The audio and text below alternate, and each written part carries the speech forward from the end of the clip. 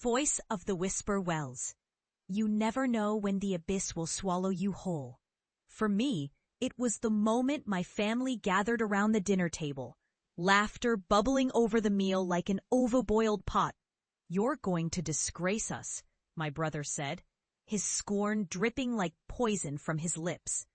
"Haunted water? Are you serious?" His words rang in my ears, a mocking refrain that fused with the laughter of my parents. The way the ghostly whisper of the wells would later fuse with my thoughts. I had just lost my job as a public health analyst for daring to expose the dangers hidden in our groundwater sources. A job I had sacrificed everything for, only to be painted as a lunatic for causing panic. My colleagues called me a fraud.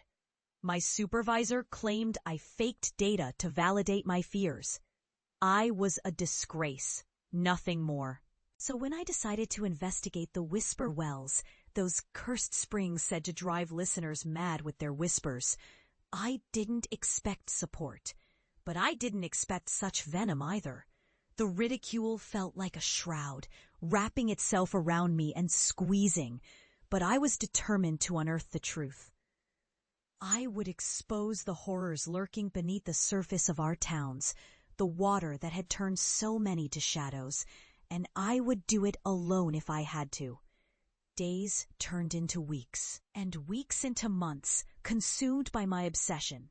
I found myself standing by the banks of those sinister wells, the air thick with a palpable tension that made my skin crawl. Each visit was a descent into madness, the whispers growing louder, more insistent. I recorded my findings meticulously. Hallucinatory visions of people long dead, figures emerging from the fog, faces twisted in silent screams. The water was alive, and it had secrets to share. But with each encounter, I felt something dark and persistent clawing at my sanity, as if the wells were pulling me into their depths. I began seeing figures in the shadows of my own home, tasting the brackish bitterness of the water in every drink, hearing the whispers echoing in the silence. I was no longer the person I used to be. I was transformed, marked by my experiences. Years passed and I returned home, my heart pounding in my chest, not with trepidation, but with a fierce sense of vindication. The world was starting to wake up to the horrors I had uncovered. Scientific articles published, awards won, and recognition sought after by those who once shunned me. I was no longer just the disgraced analyst.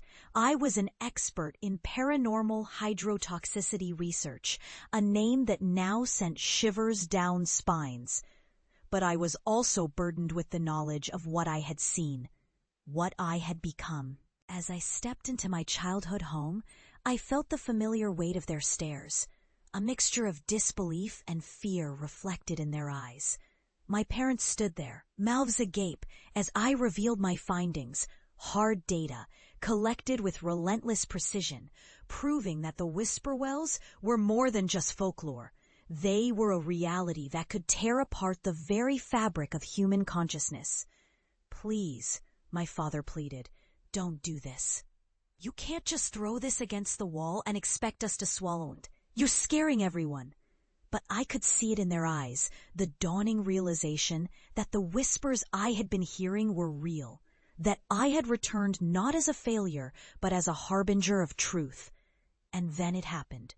The air grew dense, the atmosphere shifting as though a storm was brewing.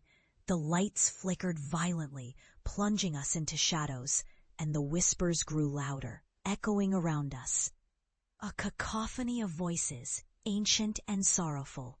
The walls of the house seemed to breathe, exhaling the weight of all the secrets they had. My mother cried, her hands trembling as she reached for me. "We believed you were sick." And in that moment, I felt I wasn't just an analyst anymore. I was a guardian of the truth, tasked with ensuring the world never forgot the horrors that lay beneath the water. And as I walked into the night, the whispers echoed in my ears, reminding me that some truths are meant to be faced, even if they bear the weight of madness.